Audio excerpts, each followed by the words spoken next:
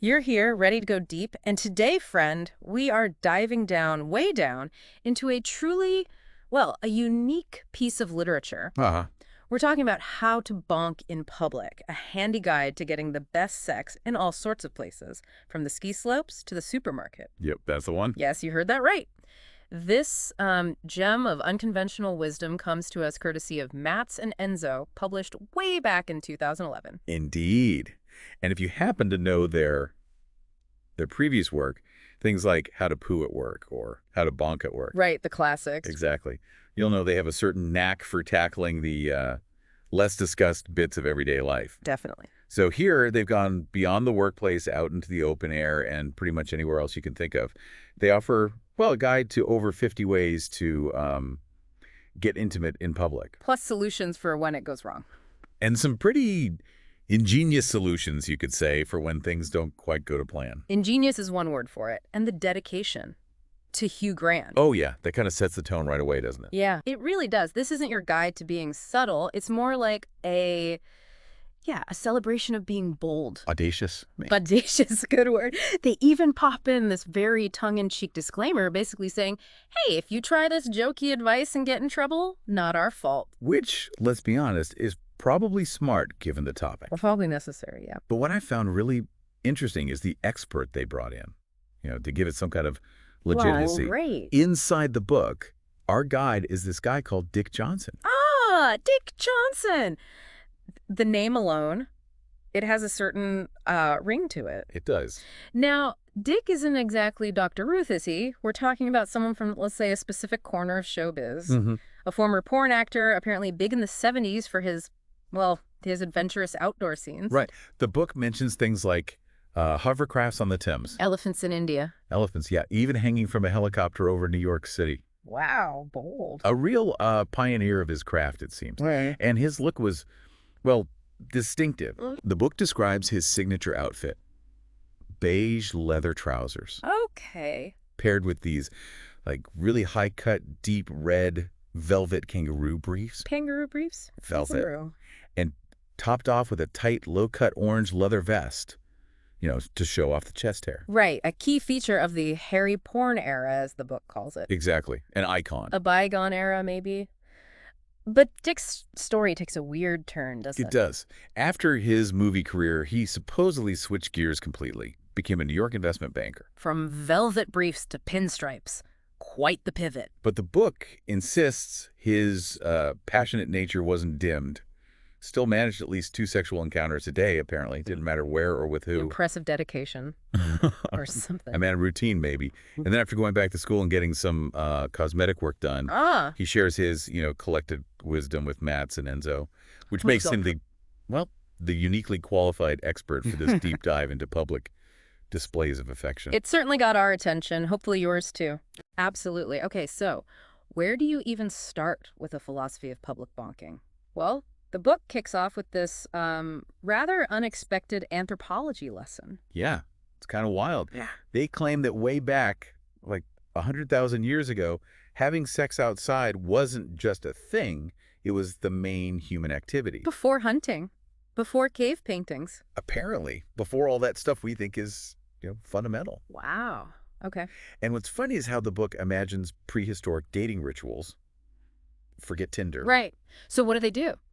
According to this, a guy might just, drag his chosen partner off by the hair. Charming. And if she was interested, or maybe just giving in, she'd sort of gently hit herself with branches. Gently hitting herself with branches. Yeah.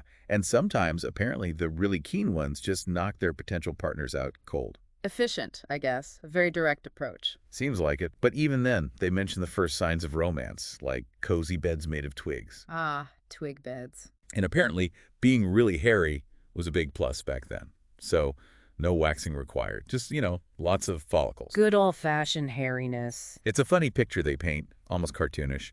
But I think the point they're making is that as society changed, so did how we get intimate. Right. Moving into caves and grottos wasn't about being shy, necessarily. It was more about avoiding people giving unwanted advice. Or joining in. Or even joining in, yeah. Can you imagine trying to have a moment and your neighbor pops his head round, hey, try angling your hips a bit more. Right. So moving indoors, in this version of history, was a big deal. And the authors joke that back then, a book called How to Bonk Indoors would have been a huge bestseller. Huh, probably true. Yeah, it's clever, that kind of satirical history. Then they suggest that some more explicit cave paintings got covered up later. When things got more puritanical. Yeah, early 20th century. Yeah. Replaced with, boring scenes of hunting or whatever. Shame. A loss for historical accuracy. Totally. And the last bit of this history lesson is that farming made life more scheduled, more routine. And sex followed suit. Became less spontaneous, maybe less fun. That's the book's angle, yeah. Yeah. Predictable indoor stuff. So there you go, a quick tour of the alleged history of bonking, public and private. Okay, so now let's dive into the real meat, part 1, places and positions. Or, as they call it, the outdoor Bonk Sutra. Yeah, and what's great here is how they set it up. They promise you'll discover a magical world where imagination, enthusiasm, trees, and sensuality meet. Sounds lovely. It's all about seeing the potential in everyday spots and finding the best positions for each place. Right. Okay, let's kick things off with a classic. The beach. We all think sunsets, romance. Yeah, but the book says everyone's actually just sneakily looking for the best bonk spot and getting in each other's way. Okay, so the Coco Bonk gets a 3 out of 5 for arousal. Probability of getting caught is higher in the day, lower at night. Makes sense. And the pluses. Well, apparently, you could have a threesome with your inflatable crocodile. Darkness hides your partner's flaws. Soapively. And you get a free back scrub if you're on the bottom. Practical. But watch out for the downsides. Seagull attacks. Oh, yeah. Sniffing dogs and crab pinches. Ouch. Definitely ouch. And they have these scenarios, like the lifeguard, where one person pretends to be Baywatch with a red buoy, or the happy grotto, where whoever's behind needs to hold on tight or risk getting flung onto someone's inflatable boat. Naked. Yikes. And a cone with 2 scoops, getting your foot stuck in an ice cream tub. Sounds sticky and painful. Then there's the scented control tower. Apparently a hot portaloo is like a citronella sauna. Maybe not my first choice. Yeah. The enchanted coconut warns you not to shake the tree too hard. Good tip. And the bonk-brella, pretending you're teaching a handstand to explain weird drumming noises. Pretty thin excuse, isn't it? Okay, moving on. The cinema. Another classic. Best time is during the movie, obviously. Unless you go for the parking lot option, which they don't really cover here. The 3D surround bonk gets 4 out of 5 for arousal. Moderate chance of being caught. Perks include darkness, imagining you're bonking the movie star instead of your actual partner. Harsh. And very practically, saving an hour of sleep by multitasking. The downsides. Nosy neighbors, expensive tickets making you feel like you should watch the film, and tripping over people going to the loo. Right. Suggested techniques. The carnal shadow. Best for arty cinemas where weird movements might look intentional. The rodeo, if someone looks under your seat, just smile and say hello. Smooth.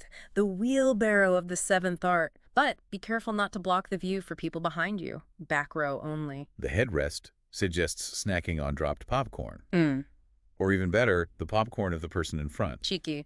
The monkey man is your excuse if caught contorting, just picking up dropped popcorn. And the horny janitor involves using the cup holder for head stability. Right. Okay, from the movies to the swimming pool. Prime time. During aqua gym classes, Aquabonk gets 3 out of 5 arousal, lower chance of getting caught with all the splashing. Aquatic pluses. Using a float as a spankin' paddle.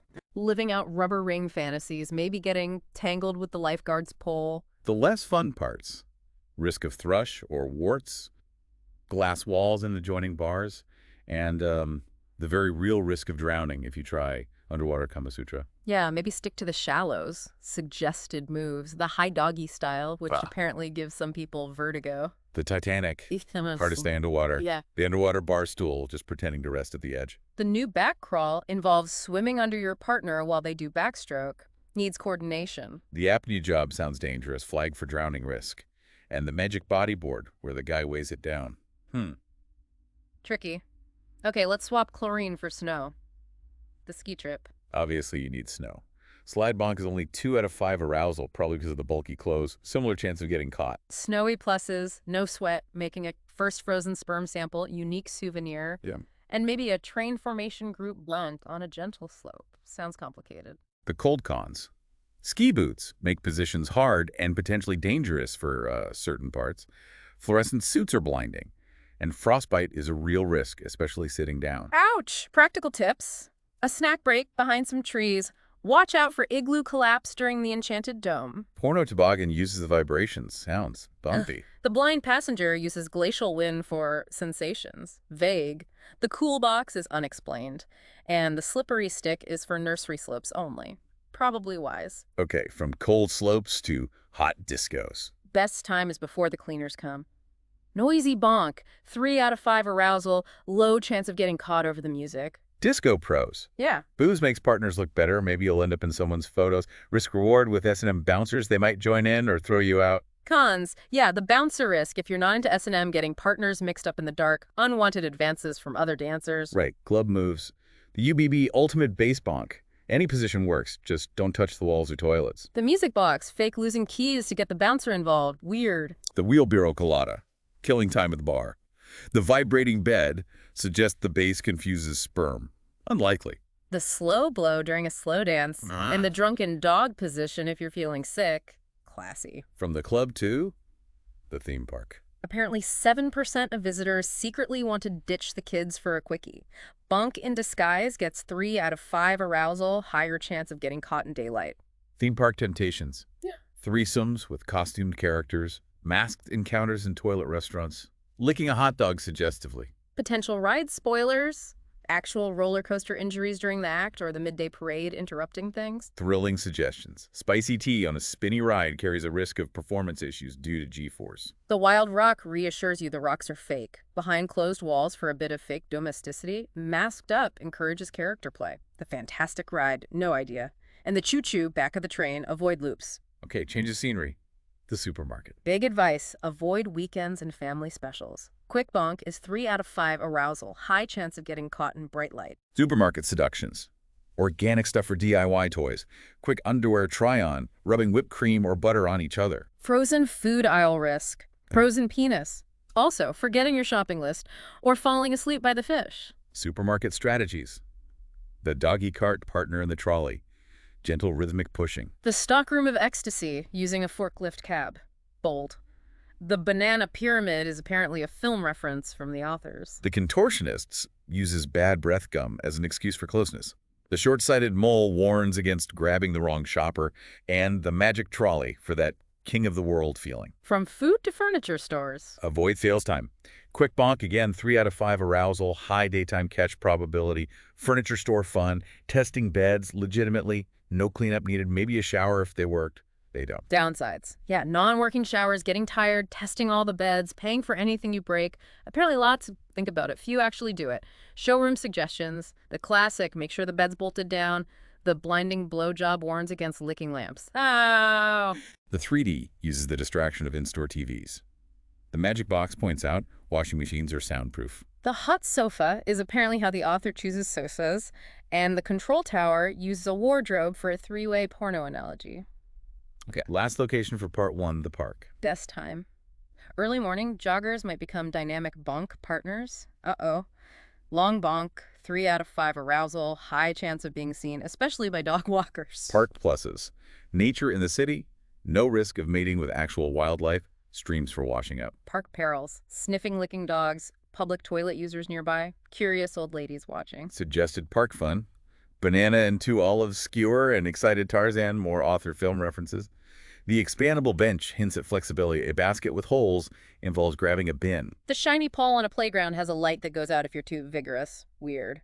And the Venetian blind just politely greet any old ladies to seem normal. And that wraps up the Outdoor Bonka Sutra. Quite the tour. Now on to part 2. Problems before. Dealing with issues before you even start. Right, because things can go wrong early. First up, it's really cold. The solution. The Swedish bath. Which, amazingly, involves going somewhere warm, ordering a hot chocolate, and then dipping your equipment in it, like a bain-marie. Seriously. But warning, do not use a lighter. Apparently leads to a smell of grilled pork or burning pubes. Good to know. One testimonial mentions swapping sausages for a hot dog for warmth. Resourceful. Very.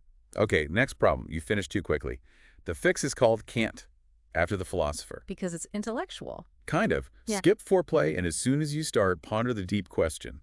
Is it our awareness of death that creates the need for religion? And divide 14,273.52 by 85.427 in your head. Wow. That should definitely slow things down. Or stop them completely. Should get you 3 minutes, apparently. Dick Johnson claims a record of 8 hours, 47 minutes using this. One testimonial admits to only 37 seconds, so results vary. Hugely. Okay, tricky one. You are caught with a prostitute. Strategy. Leopard boots.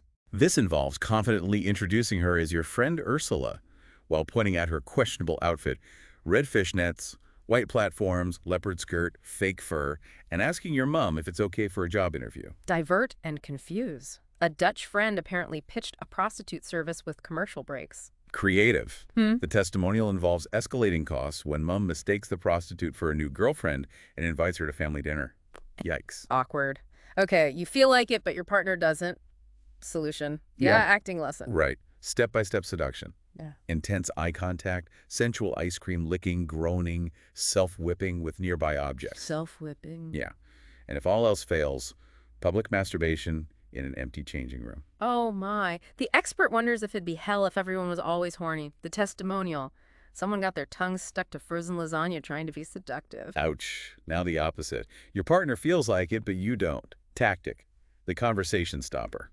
This is basically faking illness, starting vague, then getting really graphic about sudden, awful diarrhea. That should kill the mood. Pretty effectively, yeah. The expert says he's always ready. The testimonial mentions standard headache period excuses. Classics. What if you can't take a shower? Use the Lynx effect. Right. Buy mineral water and fancy shower gel, find a semi-public spot, lather up vigorously groaning like in the ads, invite your partner to join your outdoor shower.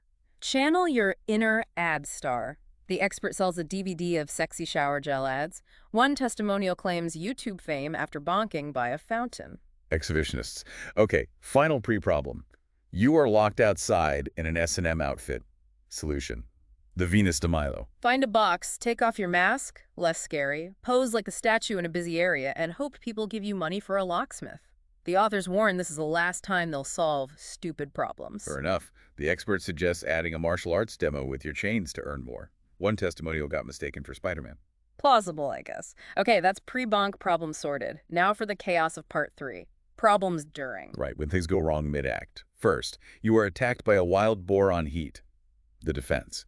The six-legged dragon. How does that work? Stop everything, cover vitals, face the boar, then quickly get into doggy style with your partner. The idea is you look like a weird six-legged, two-headed creature and scare it off. Bizarre. The expert mentions a bad Polish porn film with a boar mask. One testimonial admits they were so worked up they thought the boar had 5 legs at first. Yeah. Understandable confusion. Okay. More common. You are bonking in your car and are surprised by a policeman. Excuse.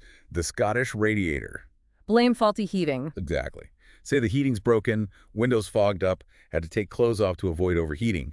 Then ask the nice officer if he can help find the temperature controls. Smooth. One testimonial mentions a pink shaggin' wagon with flashing lights and an unfortunate comment to the cop about his club. Oh dear, what about cramp? You have cramp. Solution.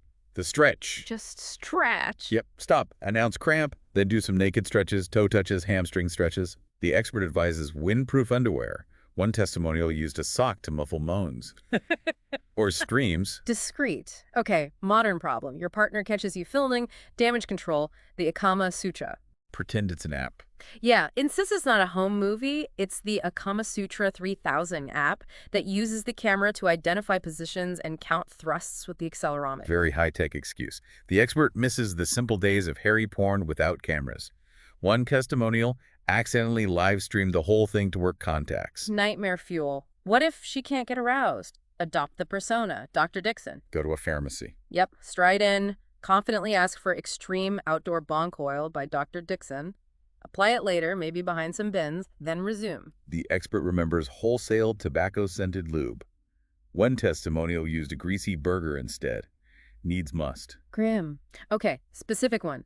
A priest catches you bonking in church. Excuse. The blown candle. Blame the heat. Right. Tell the priest it got too hot, had to take clothes off, the confessional was the only cool spot.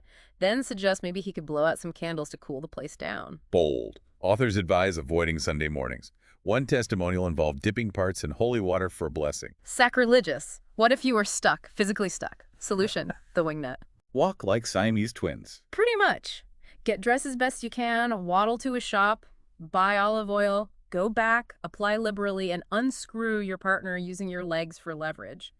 The expert notes vaginal suction power. One testimonial needed the fire brigade 3 times at Disneyland's Puppet House. Oh dear. What if a dog licks your bum? Strategy. The first circle of hell. Throw a stick. Repeatedly. Tell your partner about the friendly Labrador joining in, throw stick, try to resume, throw stick again. Warning about dogs on leads with owners nearby. One testimonial involved a pack of fox terriers and then 6 hunters arriving. Bad timing. Very. Last mid-bonk issue. Your partner makes too much noise at the cinema. Fix. The magic corn. Stuff popcorn in their mouth. Yep. Big handful. If that fails, put the whole bucket over their head like a helmet. Does it work? The expert tested it. 11 dB sound reduction. One testimonial couple kept going after the film ended, still wearing the buckets. Dedicated. Okay, that's mid-coitus chaos managed. On to the awkward aftermath. Part 4. Problems after. Right. Cleaning up the mess, literally or figuratively. First, you mistakenly send a sexy text to your mother. Strategy, the protocol technique. Which is? Just ignore it. Pretend it never happened. Brace for awkward silences at family dinners. Be careful of blushing if someone says sausage. The expert admits sending anonymous sexy text to his own mother as Robert, and she apparently replied flirtatiously. Whoa! Risky. Okay, a picture of you was taken while you bonked in a roller coaster.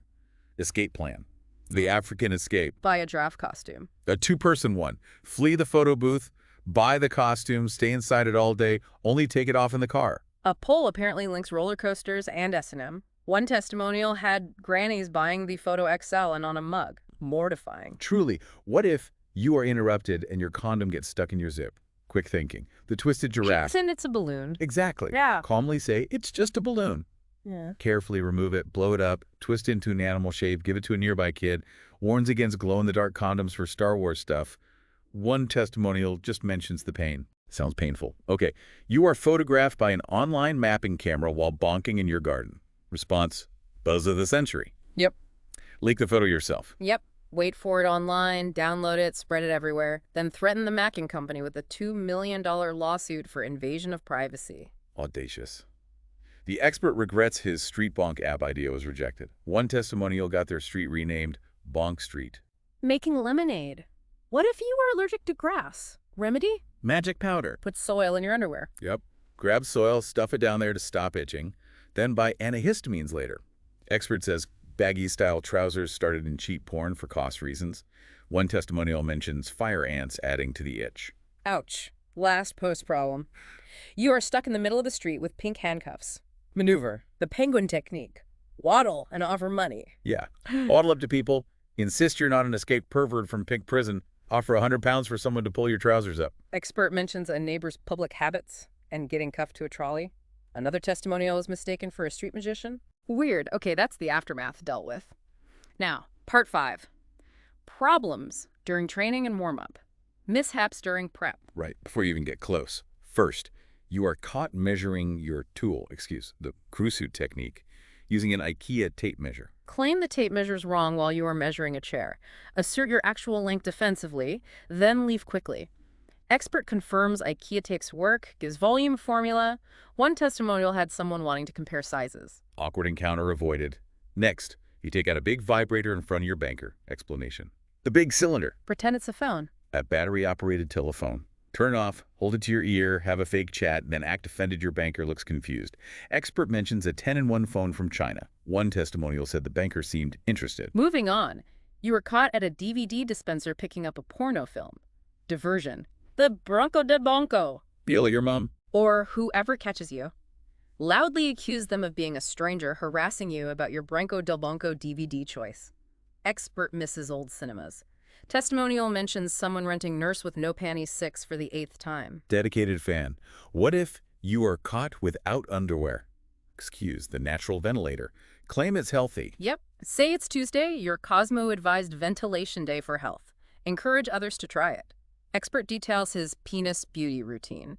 Testimonial mentions a girlfriend with strategically holy underwear. Interesting fashion choices. Last training problem. You are caught leaving a sex shop. Defense. The vengeful justice upholder. Go on the attack. Forcefully accuse the person who saw you of loitering suspiciously. Claim you bought a DVD just to show their terrible taste to your parents. Expert notes online sex shops ship indiscreetly. Testimonial involves bumping into the boss after a big sale haul. Huge. Okay, that's prep problems. Yeah. Now for some DIY. Yeah. Part 6, how to make organic and fair trade sex toys. Right. For the eco-conscious exhibitionist, first, organic fishnet stockings. Made from orange bags. Mesh bags from oranges, yeah.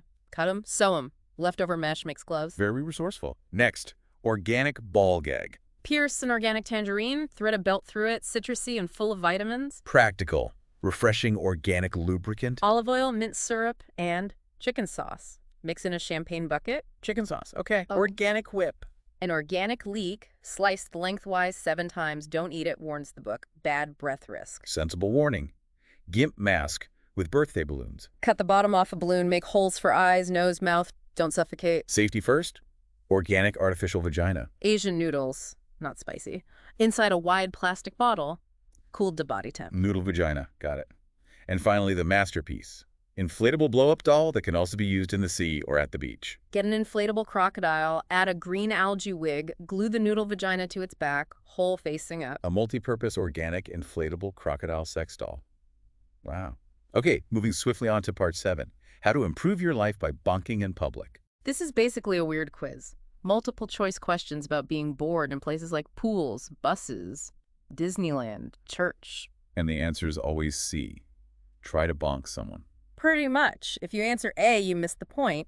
Answer B, good intentions, but the goal isn't laughs, it's bonking. Only C gets it right. Carry on bonking is the message. Very direct. And finally, the bonus. 16 tips for a successful group bonk in a park. Yeah, logistical advice for bigger events. Need a pressure cleaner and a tarp for the zone. At least 400 condoms, 50 liters of lube, gags for noise control. Decide on a dress code, waxed or hairy. Ensure gender balance. Draw straws for 2 guards who pretend not to notice. Define the type of group sex, basic versus S&M. Be careful with Facebook invites. Pick a head girl to manage things. Limit booze. Hire a photographer. No criticizing positions. Don't bonk your usual partner. Plan activities for early finishers. And keep photos off social media. Very important. Wise words for group bonking, I suppose. And that, remarkably, covers how to bonk in public.